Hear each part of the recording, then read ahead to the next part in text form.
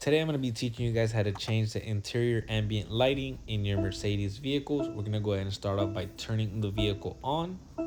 Now that we are in our main menu, we're going to go ahead and scroll all the way to the right using our keypad, or you could go ahead and use the arrows on the right hand side of your touch screen.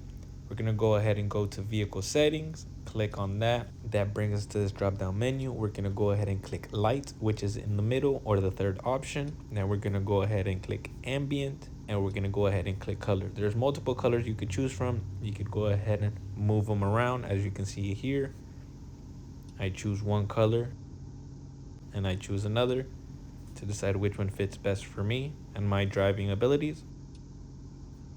You can choose many different colors and how intense you want the light to be portrayed. I ended up going with a neutral blue that best fits for me and my driving abilities. Once you're done, just go ahead and click home and shut the vehicle off and you are good to go.